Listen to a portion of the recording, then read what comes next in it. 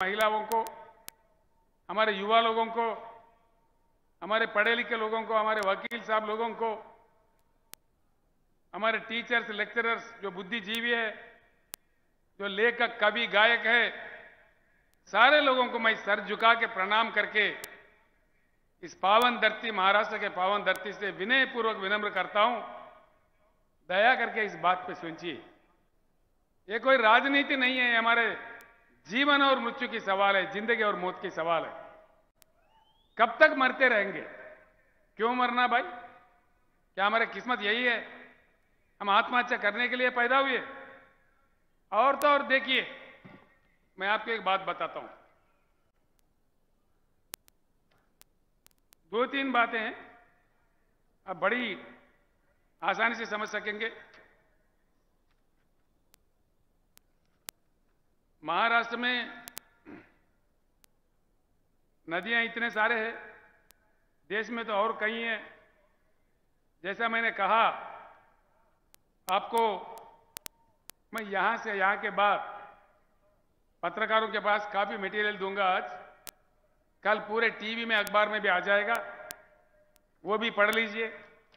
कुछ बातें अभी रखता हूं मैं, बाकी बहुत सारे चीज जो स्टैटिस्टिक्स है, ऐसी आम सभाओं में जो नहीं कहा जा सकता, वो आज मैं पत्रकारों के इसमें गोष्ठी में मैं बताने वाला हूं। कल जरूर दया करके अखबार भी पढ़िए, लोकमत पढ़िए, देशोन्नति पढ़िए, जो जो पत्र आपके पास आते हैं वो पढ़िए। एक बात सुनिए, दुनिया का सबसे बड़ा रिजर्वायर, पानी का रिजर्वायर है, हमसे बहुत छोटा देश में, जिम्बाब्वे देश में है। उसका स्टोरेज कैपेसिटी, उसकी क्षमता है 6,500 टीएमसी, 6,533 टीएमसी, सबसे दुनिया का बड़ा ये रिजर्वायर है। इसी प्रकार के नाइलू नदी पे, रशिया में अंगारा नदी पे, चाइना में हैंगजी नदी पे, अमेरिका में कोलोराडो नदी पे, किसी अन्य देशों में अन्य नदियों पे 1000, 1500, 2000, 3000, 4000, 5000 टीएमसी के रिजर्वायर्स बन चुके हैं। इतना विशाल भारत, इतनी विशाल जनता, जहां सूखा भी पड़ता है, जहां बाढ़ से भी प्रभावित होता है, ऐसे क्या कम से कम 3-4 रिजर्वायर नहीं होना चाहिए? होना चाहिए कि नहीं होना चाहिए? सुनने में नहीं आ रहा है। होना चाहिए, ऐसे बड़े बड़े रिजर्वायर बनना चाहिए। फिर क्यों हमारे सरकार चुप बैठे हैं? मतलब ये नहीं बनते, और उल्टा चक्कर क्या बनते? क्या बनते? ट्रिब्यूनल। भाई देखो, मैंने जैसा कहा, हिंदुस्तान की कृषि योग्य भूमि है 41 करोड़ एकड़। सरकार अगर सही है, ईमानदार है, पानी उठा के दे दे, तो हिंदुस्तान के हर एकड़ में पानी जा सकता है, पानी दिया जा सकता है। ये पानी दिया जाए, नहीं दिया जाए? बोलिए, दिया जाए? समंदर में जाने के पानी लेके उठा के भूमि पे लाया जाए कि ऐसा ही छोड़ा जाए? आना चाहिए। उधर से वो नहीं बोल रहे, आना चाहिए पानी। जो चाह रहे हाथ उठाइए, आना चाहिए। तो मन तो साफ है, आना चाहिए। फिर कैसे आएगा? क्या ये सरकारों पे हम आशा कर सकते हैं? क्या ये बनाएंगे? ये तो ट्रिब्यूनल डालते हैं, ट्रिब्यूनल। 20, 25, 30 साल तक ट्रिब्यूनल का अवार्ड नहीं आता। उसके बाद कितने हमारे ऊपर लगा दिए, ग्रीन ट्रिब्यूनल, मट्टी ट्रिब्यूनल, एनवायरमेंट कमिटी, वो परमिशन नतीजा आए तक और 15 साल। उसके बाद फिर बजट, फिर पास करो, बनो प्रोजेक्ट, यानी कि तीसरा चौथा पीढ़ी में कोई पानी नहीं आएगा। 100 साल के बाद आएगा पानी? क्या ये सरकारें बनाएंगे? हम आशा कर सकते हैं? इसीलिए हमने कहा है अब की बार किसान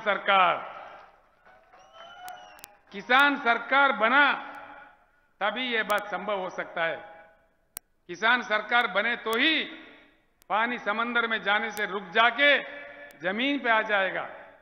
हमारे बीड जिले में आएगा जहां सूखा पड़ता है, हमारे जालना में आएगा, हमारे परभनी में आएगा, हमारे लातूर में आएगा, हमारे गढ़चिरौली में आएगा। हर जगह जहां पानी की किल्लत है वहां आ जाएगा। घरे घर में भरपूर पीने का शुद्ध पानी हमारे घरों में आएगा। भाइयों, मैं आपसे एक बात कहना चाहूंगा जरूर। मैं तेलंगाना का मुख्यमंत्री हूं। 8 साल पहले तेलंगाना भी आपसे बड़ा बुरा हाल में था। करंट नहीं मिलती थी, पता नहीं कब आता कब जाता भगवान जाने।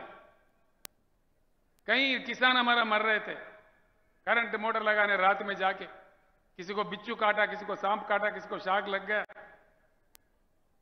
पीने का पानी नहीं था, सिंचाई तो बोलना ही नहीं, सूखा ही सूखा था।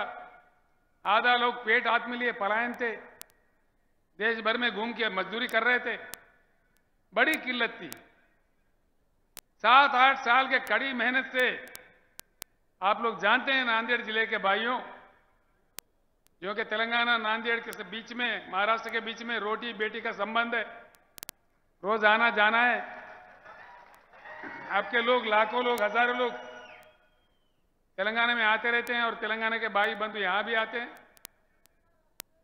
आज 24 घंटा करंट मिलता है तेलंगाना में।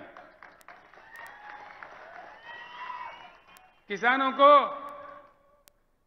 प्रकल्प से जो पानी देते हैं, पानी प्रकल्प से, प्रोजेक्ट से, कोई पानी पट्टी नहीं, फ्री में पानी देते हैं।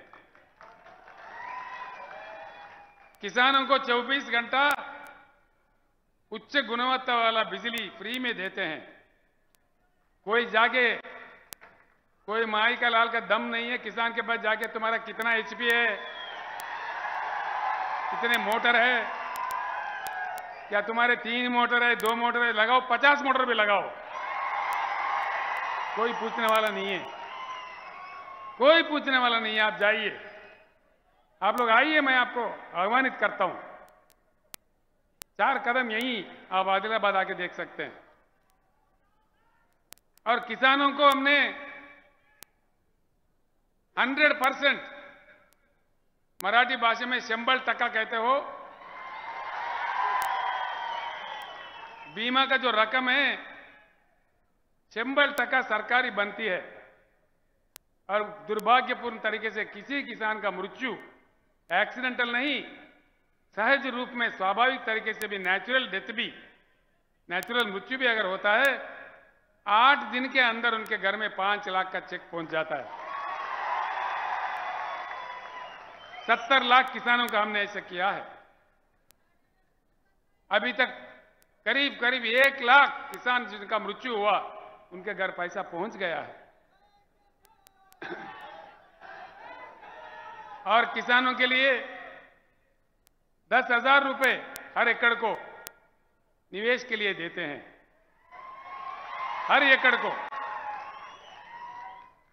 और खरीदारी धान जितना भी उगता है, पूरा पैदावारी 7,000 हमने परचेजिंग सेंटर खोला है। सारा का सारा धान सरकार ही खरीदता है, पूरा एमएसपी देके।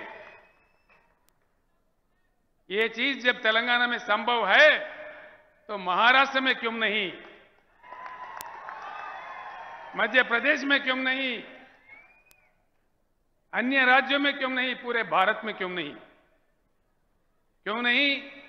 नहीं इसलिए कि किसान सरकार नहीं तो ये सब कुछ नहीं। जहां किसान सरकार है वहां ये सब कुछ है। तो हम भी महाराष्ट्र में ये चाहेंगे या नहीं चाहेंगे? फिर बनाएंगे किसान सरकार? टंडा टंडा बोल रहे आप, बनाएंगे किसान सरकार? इसलिए मेरा